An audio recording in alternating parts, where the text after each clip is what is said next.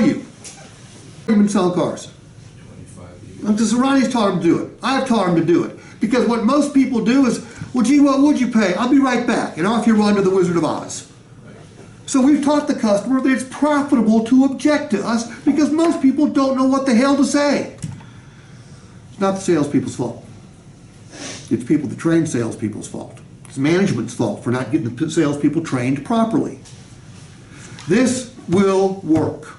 I mean, if you go on YouTube, and again, I've got it 55 different ways, you'll see all sorts of comments. You'll see customers hate me for it. I mean, customers wish me dead. Literally, wish me dead every single week. But you'll see salespeople and comments from salespeople and sales managers going, my God, this works like a charm. But I will tell you this, if the customer can't afford that gross payment, it won't work. What do you mean by a customer can't afford it? That means if he can't write a check for $567 a month, I put him on the wrong car. Gotcha. Okay?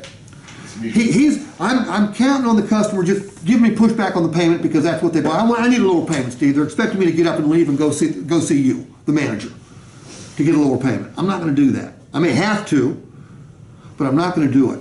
Whenever there's negative equity, I'm going to break down the payment. And the math on this is easy. By the way, this is in your books too. The math is easy. If the customer is $2,000 upside down and they're financing $30,000, what percentage of the payment is due to the trade-in? How would you do that math? You said 2,000? 40 dollars. You said 2,000, right? I said 2,000. Yeah. You said 7%. Well, that was for this particular example. I'm just giving you, these are new numbers. You would divide 2 grand by 30 grand. Divide 2 grand by 30 grand, what do you get? We fade the heat for their old car. The value. Say again? The value. No. Why did you, what was the question? Why are we fading the heat? We shouldn't. We didn't do it. Yeah. Look, the last time they bought a car, they probably didn't put down enough money and they financed it for too long, right? Right.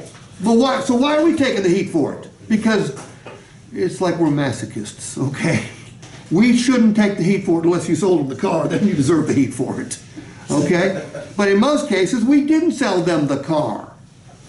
If you bought a piece of shit and you didn't put any money down and you financed it for too long, that's your fault. Right. But now, obviously, we can't say that to the customer. Right. So we need to be kinder and gentler with them. So let's back up a minute. Yes, sir. The $2,000, is that the money down or the trade? That's we're giving them 5 grand for their car, they owe 7 grand. Okay, I got you. Okay. And the 30,000 is? That's the balance to finance. That would be this bottom number right down here. Okay, that's all I need. Yeah, you divide the upside down amount or the negative equity by the amount to finance, and that gives you the percentage of the payment that is due to their other car. For the next 2 months, I'll do 150 or 200 videos. Now, a lot of them will be Motor Trend videos because that's my job. I work for Motor Trend. I only train for 3 accounts in the country that aren't Motor Trend accounts, and you guys are one of them. How lucky are you?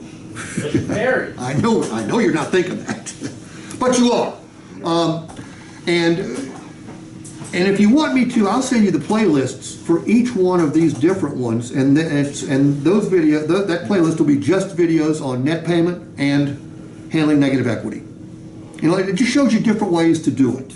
I mean, I'll be doing it in California, Maine, Florida, Missouri. I'll be doing it with all different types of cars, but the concepts are the same.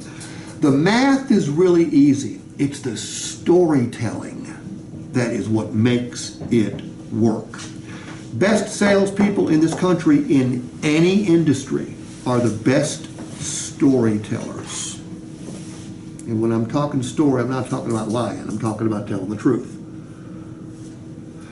Oftentimes I'll start off with, hey, Joseph, I know that you know cars depreciate, right? Did you know that every time you stroke a monthly payment check, there's a savings element to it? I've had customers go, that's bullshit. I said, well, look, I don't blame you for thinking that, but let me show you. And you'll notice, when you watch this video, you'll notice that I said, look, you don't want to, but you're gonna make a $567 a month payment. You're gonna do it 72 times.